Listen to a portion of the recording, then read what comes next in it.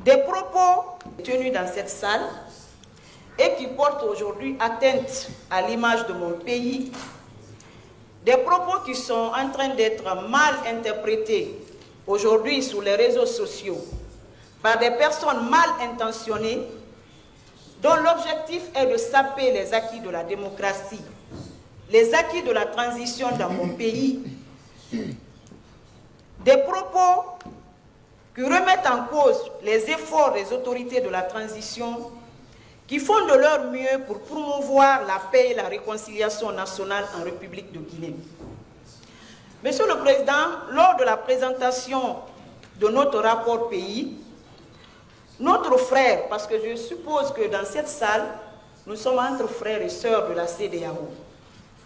Donc notre frère, l'honorable du Sénégal, Guy Marcus Sagna, a évoqué des cas de mort lors des manifestations que la Guinée a enregistrées, accusant les autorités guinéennes de rester insensibles à ces cas de mort. Je voudrais dire à mon frère, l'honorable Guy Sagna, que les autorités de la transition, depuis leur arrivée, se sont inscrites dans le respect des libertés et des droits de l'homme.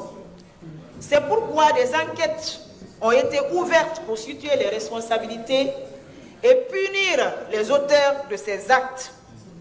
Ce qui est une première, Monsieur le Président, dans notre pays. Il y a même un gendarme qui a été condamné à 10 ans de prison à cause du décès d'un jeune qui a été abattu lors d'une manifestation. Donc je pense, Monsieur le Président, que les autorités de la transition méritent d'être félicitées pour ces actes. On ne doit pas transformer ce Parlement en un champ de bataille pour faire des réquisitoires contre les États de nos différents pays. Je pense que nous sommes là pour promouvoir l'intégration sous-régionale et je voudrais que tous ceux qui sont dans cette salle sachent que la République de Guinée a décidé de rester membre de la CEDEAO malgré les sanctions qui pesaient sur notre pays, malgré que certains pays avaient décidé en transition de se retirer, mais la Guinée est restée parce que la Guinée veut respecter ses engagements vis-à-vis de la CEDEAO. Il y a eu beaucoup d'actes qui ont été posés, que je tiens à rappeler ici par les autorités de la transition, dans le cadre du respect des droits de l'homme dans mon pays. Il y a eu beaucoup d'actes, comme je l'ai rappelé, notamment la réouverture des frontières terrestres qui étaient fermées avec certains pays voisins. Il y a eu la levée des barrages internes pour assurer la mobilité des citoyens. Il y a eu des activistes de la société civile, des leaders politiques qui étaient en prison, qui ont été libérés par les autorités. Aujourd'hui, il y a le procès du 28 septembre qui est en cours dans notre pays, où plus de 157 Guinéens ont été tués. C'est des actes qu'il faut encourager et saluer. Monsieur le Président, des manifestations se passent dans tous les pays et le Sénégal ne fait pas exception. Avant l'élection présidentielle au Sénégal, il y a eu beaucoup de manifestations qui ont été violemment réprimées. On parle même de plus de 60 morts. L'opposition sénégalaise a été persécutée, la justice manipulée à des fins politiques. Il y a eu des défenseurs des droits de l'homme, des journalistes qui ont été emprisonnés. Même le président actuel, c'est de la prison, il est devenu président de la République. Donc, M. Guy était où pour dénoncer tous ces actes? Il y a eu beaucoup de choses. Et même l'Assemblée nationale du Sénégal a voté une loi d'amnistie contre les personnes qui sont les présumés auteurs de ces crimes. M. Ly est membre de ce Parlement. Pourquoi il n'a pas dénoncé ces actes? Donc nous sommes contre les propos qui ont été tenus dans cette salle et qui portent atteinte aujourd'hui aux autorités de notre transition et qui sapent les acquis de la démocratie.